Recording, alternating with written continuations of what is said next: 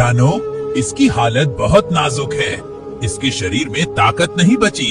अगर इसे आज ताजे लाल टमाटर का सूप नहीं मिला तो ये रात नहीं काट पाएगा। इसे खून बढ़ाने की जरूरत है। रानो, पानी, गला सूख रहा है। रानो भागकर खेत में गई। उसने ठाकुर कालू से कर्जा लेकर टमाटर के पौधे लगाए थे, लेकिन बीमारी के कारण सारे पौधे सूख गए थे। सिर्फ एक पौधे पर कमेंट करके अपना एक हरा टमाटर लगा था, जो अब धीरे धीरे लाल हो रहा था। हे भगवान, बस ये एक टमाटर पक जाए, यही मेरे टुन्नू की जान बचा सकता है। ये सब्जी नहीं, मेरे पति की जिंदगी है। रानो ठाकुर कालू के पास गई, जो अंगूर खा रहा था। ठाकुर साहब, मेरे खेत में एक ही टमाटर बचा है। वैद्य जी ने कहा है वो टुन्नू के लिए जरूरी है। मुझे वो तोड़ने की इजाजत दे दीजिए। अरे रानो, भूल गई हमारा समझौता। खेत का पहला फल मेरा होगा। वो टमाटर मेरा है। अगर तूने उसे तोड़ा तो मैं तेरा घर नीलाम कर दूंगा। ठाकुर की धमकी सुनकर रानो न्याय मांगने सरपंच के पास गई। उसे उम्मीद थी कि गांव का मुखिया उसकी मदद करेगा। सरपंच जी, न्याय कीजिए। एक टमाटर के लिए ठाकुर मेरे पति की जान ले रहे हैं। क्या जंगल का कानून किसी की जान से बड़ा है? देखो रानो, भावनाएं अपनी जगह है और कागज अपनी जगह। तुमने समझौते पर अंगूठा लगाया था कि पहला फल ठाकुर का होगा। अब चाहे वो फल अमृत हो या जहर, कानूनन उस पर ठाकुर का ही हक है। पंचायत कर्ज माफ नहीं करवा सकती। तो क्या कागज के टुकड़े के लिए आप एक सुहाग उजरने देंगे?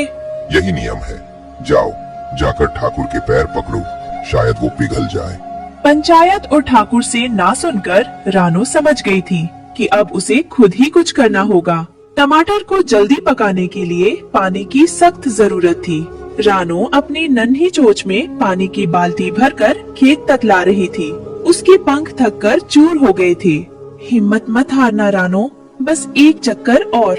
ये पानी नहीं, टुन्नू के लिए जीवन है। दुनिया भले ही साथ छोड़, मेरी मेहनत मेरा साथ नहीं छोड़ सकती। मुझे उस टमाटर को पकाना ही होगा, आज ही। रात हो गई थी। कीड़े टमाटर को खाने आ रहे थे।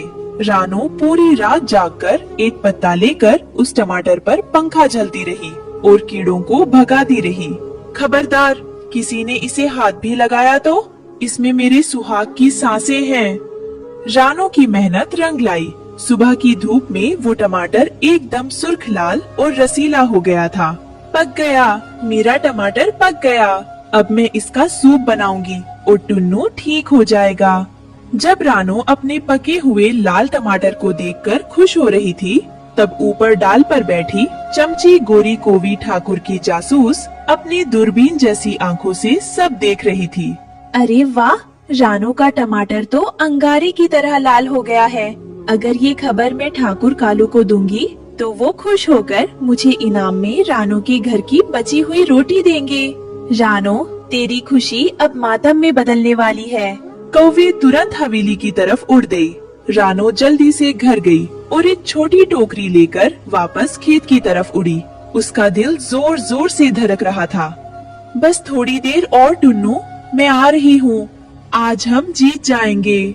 टमाटर तोड़ने से पहले रानो एक पल के लिए सेठ बंटी कबूतर के पास रुकी। थोड़ा सा नमक चाहिए था सूप के लिए। सेठ जी, एक चुटकी नमक उधार दे दो। मेरा टमाटर पक गया है।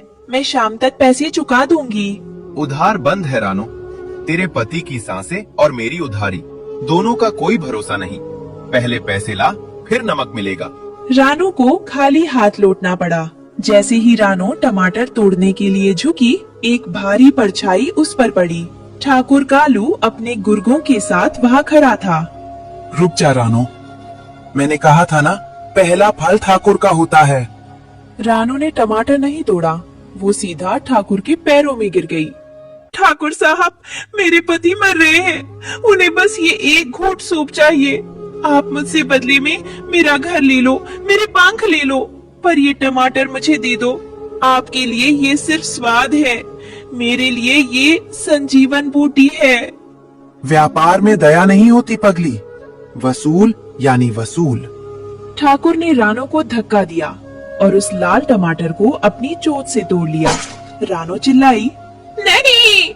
ठाकुर ने उसे रानो की आंखों के सामने जमीन पर फेंका और अपने गंदे पैर से उसे मसल दिया। पिच! टमाटर का लाल रस मिट्टी में फैल गया। ले, अब ना ये मेरा ना तेरा। कर्जा नहीं चुकाओगी तो यही अंजाम होगा। ठाकुर चला गया। रानो उस मसले हुए टमाटर के पास बैठी थी। टमाटर का लाल रस और रानो के आंसुओं का पानी मिलकर मिट्टी को लाल कर रहे थे।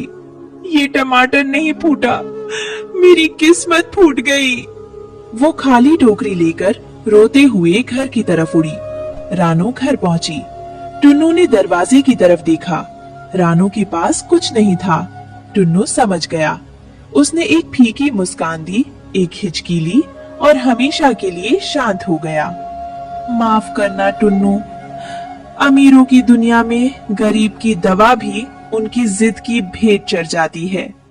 रानो के पास टुन्नू के शरीर को ढकने के लिए कफन खरीदने के पैसे नहीं थे। उसने उसी टमाटर के पौधे से, जिसका फल ठाकुर ने कुचल दिया था, एक बड़ा हरा पत्ता तोड़ा।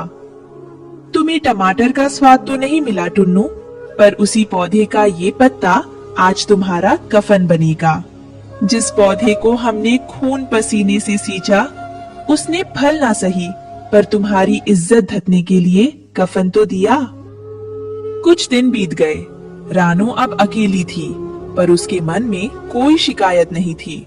उधर ठाकुर कालू अपनी हवेली में जश्न मना रहा था। तभी अचानक उसके गले में एक तेज दर्द उठा।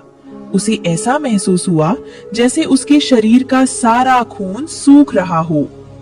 वैद्य जी, जल्दी आओ, मेरा गला सूख रहा है। मुझे कुछ लाल, कुछ रसीला चाहिए। मुझे टमाटर चाहिए। ठाकुर साहब, ये कोई बीमारी नहीं, ये उस मिट्टी की पुकार है जिसे आपने बेगुनाह के खून और आंसुओं से सींचा था। आपके पास हजारों एकड़ जमीन है, लेकिन अब आपके शरीर में एक बूंद खून बनाने की ताकत नहीं बची। अब दुनिया का कोई टमाटर, कोई दवा आपको नहीं बचा सकती। ठाकुर कालू लड़खड़ाता हुआ उसी खेत की तरफ भागा जिसे उसने छीना था। ठाकुर, तुमने कहा था कि पहला फल तुम्हारा होगा। देखो, इस बार इस मिट्टी ने तुम्हें सजा का फल दिया है। तुमने एक बीमार का निवाला छीना था, आज कुदरत ने तुम्हारी सांसें छीन ली। मिट्टी कभी किसी का कर्ज नहीं रखती ठाकुर, चाहे वो पसीना हो या पाप। ठाकुर कालू ने वही दम तोड़ दिया। उसके पास वही कागज पड़े थे जिन्हें वो अपनी ताकत समझता था, पर आज वो कागज उसे 2 घूंट जिंदगी भी ना दे सके। इस कहानी से हमें सीख मिलती है कि अहंकार और क्रूरता किसी की